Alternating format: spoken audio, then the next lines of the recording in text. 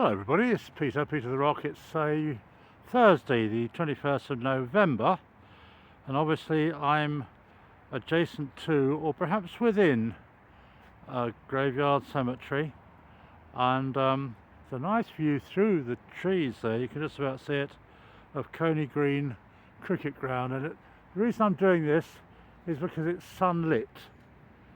We've had a lot of cloudy days lately. It is autumn, or fall as my American friends call it, and hence all the leaves on the ground. So it's quite rare to get a sun, but when you get a sun in the sort of this time of year, it seems to be particularly bright. This is St John's Church, Hillingdon. There's the tower with a little bell tower on top, and I will have a quick look round there because I haven't done a church video for a while. Let's go through the gate. There's a very interesting grave that I want to see. How do we negotiate? Here we are.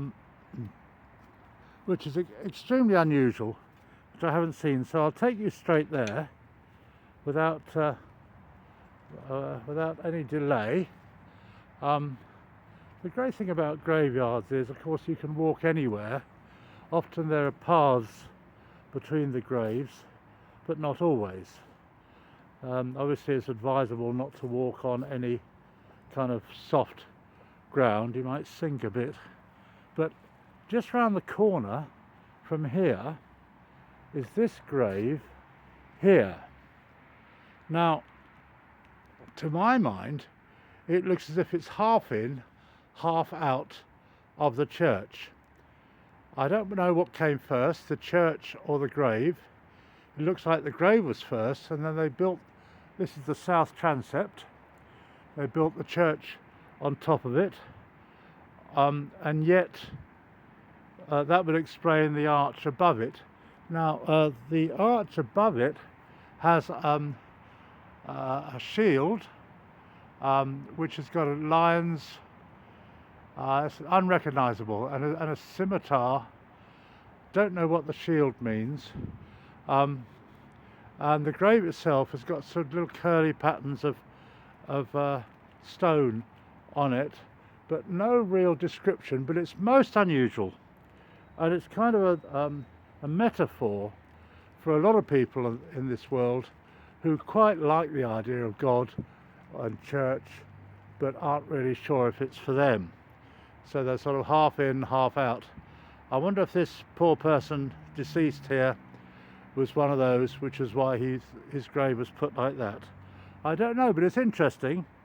And if we wander a little bit further round, let's have a look at the flint. Now it's a uniform style at the base, then it goes a bit jumbly. Now you know how I like what I call jigsaw flint, because it seems to be more difficult to lay than serrated lines like that. So it's a bit of a mixture. The tower is fantastic. In the sunlit, it shines as a beacon at the top of Hillingdon Hill. This hill that used to be a place where trams used to run up and down the Hillingdon Road to Uxbridge and from Uxbridge. There are lots of very big graves in this churchyard. Here's a typical example. This is an unusual sort of bird nesting place. The bigger ones tend to be much older. Maybe in the olden days people had more money, so they could pay for bigger graves. I just don't know.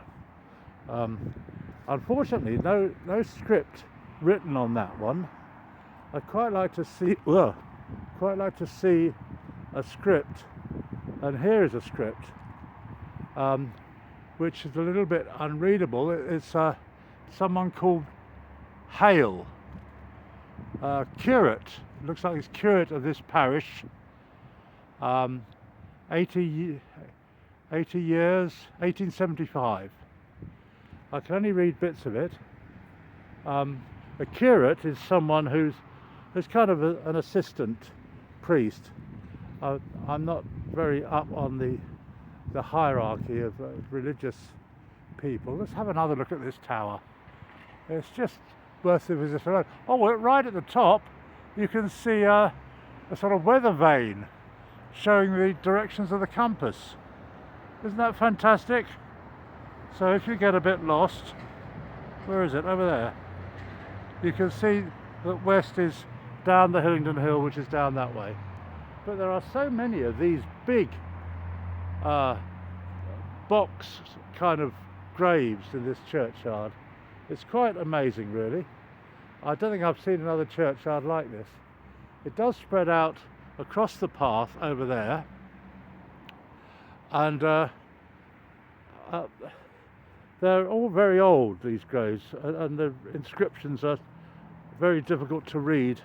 Of course, because they're so old, there are no flowers, no sort of little messages, "We miss you, Grandad," that sort of thing, because I imagine a lot of these people died in the 19th century, or the Victorian era, as she liked to call it.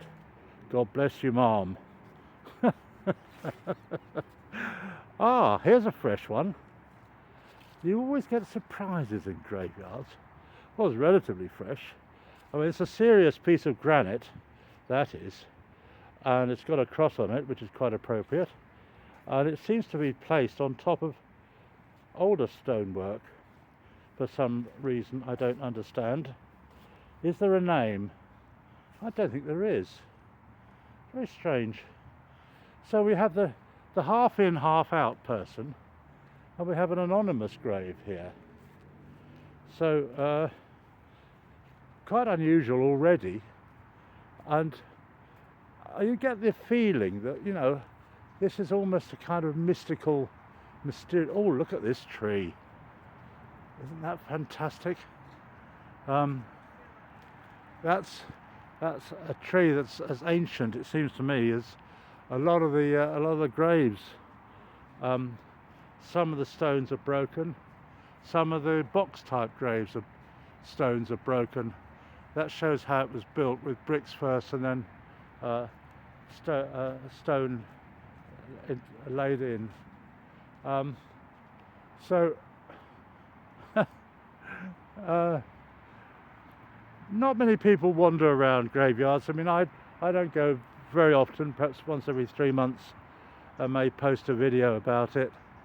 But I haven't seen anybody else actually filming in a graveyard. So I'm actually looking for something a bit fresher and newer, which is kind of a bit morbid, really. That means that somebody's died recently, but then of course people die all the time. So look at this thing, gathering moss. And over there are two big stone ones, one with a cup on the top and the other with a kind of a cup with a lid on. I wonder what came first. Perhaps the one with the cup went first, and then someone else died soon after and thought, well, I'm going to outdo that. I'm going to have a cup with a lid on it.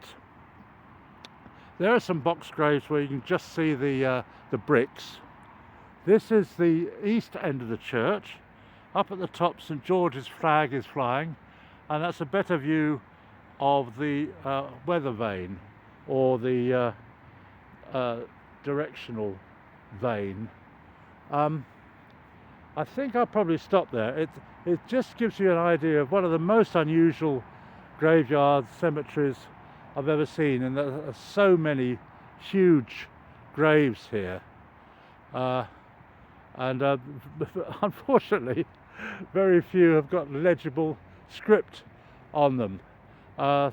It's Peter the Rock. It's Thursday,